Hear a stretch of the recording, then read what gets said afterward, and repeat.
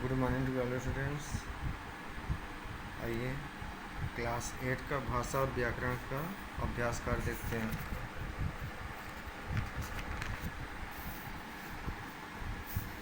दिया है निम्नलिखित प्रश्नों के उत्तर दीजिए या लिखिए। निम्नलिखित प्रश्नों के उत्तर निम्नलिखित प्रश्नों के उत्तर लिखिए। निम्नलिखित प्रश्नों के उत्तर लिखिए। तो आइए देखते हैं भाषा तथा लिपि से क्या अभिप्राय है। भाषा विचारों के आदान प्रदान का वह साधन है जो लिखने और बोलने में प्रयोग में लाया जाता है। आइए लिपि को जानते हैं। मौखिक ध्वनियों को लिखित रूप में प्रकट करने के लिए जिन ध्वनि चिन्हों का प्रयोग होता है उन्हें लिपि कहते हैं।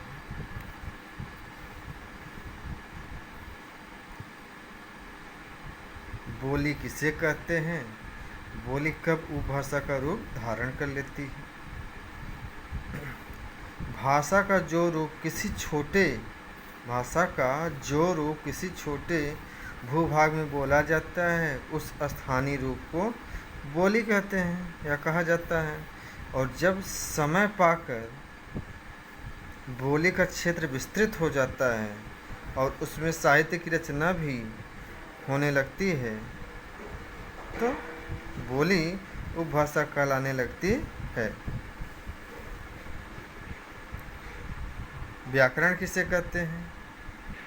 इसके कितने अंग हैं? व्याकरण वह शास्त्र है जो भाषा के अशुद्ध और अवांछित रूप को दूर कर उसे परिमार्जित और परिष्कृत करके एक रूपता प्रदान करता है। व्याकरण भाषा को संयत रूप देता है।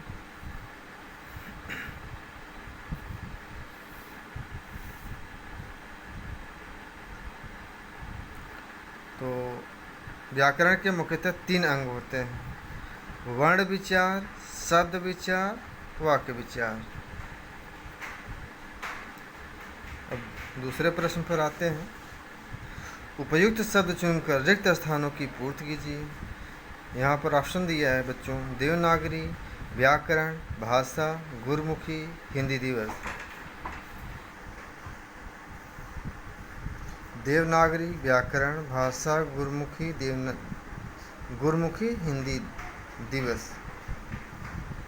तो मौखिक भाषा ही भाषा का मूल रूप है। यहाँ जो रिक्त स्थान है, रिक्त स्थानों को पूर्ति करना है ना, तो मौखिक भाषा ही भाषा का मूल रूप है।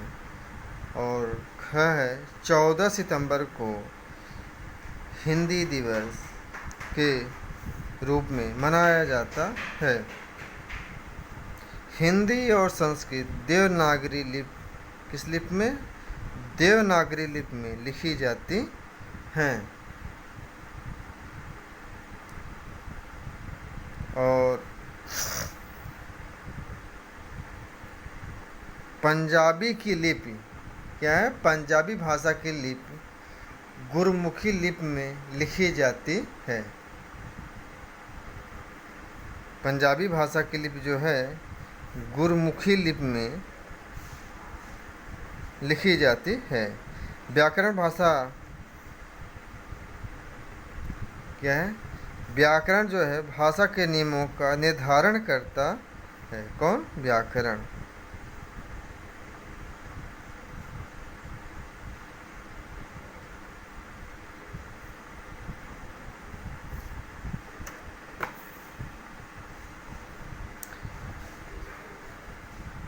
तो यहाँ पर पंजाबी भाषा की लिपि गुरमुखी लिपि है और व्याकरण भाषा के नियमों का निर्धारण करता है। उचित विकल्प पर सही का चिन्ह लगाइए। देवनागरी लिपि में लिखी जाने वाली भाषाएं हैं। देवनागरी लिपि में लिखी जाने वाली भाषाएं हैं। ये देखते हैं, हिंदी, संस्कृत, मराठी, तीनों। तो देवनागरी लिपि में हिंदी भी लिखी जाती है, देवनागरी लिपि में संस्कृत भी लिखी जाती है, मराठी भी लिखी जाती है, तीनों। तो यहाँ पर तीनों उत्तर हो जाएगा। अंग्रेजी भाषा की लिपि है, अंग्रेजी भाषा की लिपि क्या है? रोमन है। भारतीय संविधान में कितनी भाषाओं को शामिल किया गया है? 21, 18, 22, 26। यहाँ 22 है। भाषा को लिखने का ढंग क्या कहलाता है? तो यह लिखित भाषा है। और फारसी लिपि लिखी जाती है दाईं से बाईं ओर, बाईं से दाईं ओर, बाईं ओर दाईं ओर। तो यहाँ पर है आंसर इसका दाईं से बाईं ओर। मौखिक भाषा की आधारभूत इकाई है ध्वनि। मौखिक भाषा की आधारभूत इकाई है ध्वनि।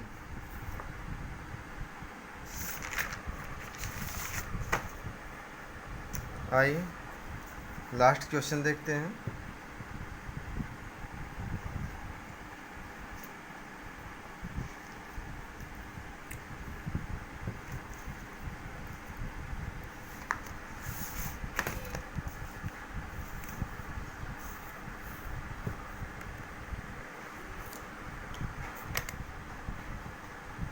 रेखा खींचकर भाषा को उसके लिपि से मिलाइए। अब यहाँ पर मराठी की लिपि जो है वो देवनागरी है, तमिल की लिपि तमिल है, बंगाली की बांग्ला है, उर्दू की फारसी है, अंग्रेजी का रोमन है और पंजाबी का गुरमुखी लिपि है। तो बच्चों, इस प्रकार से आपका अभ्यास कार्य समाप्त होता है। अगले क्लास में आपसे मिलते हैं।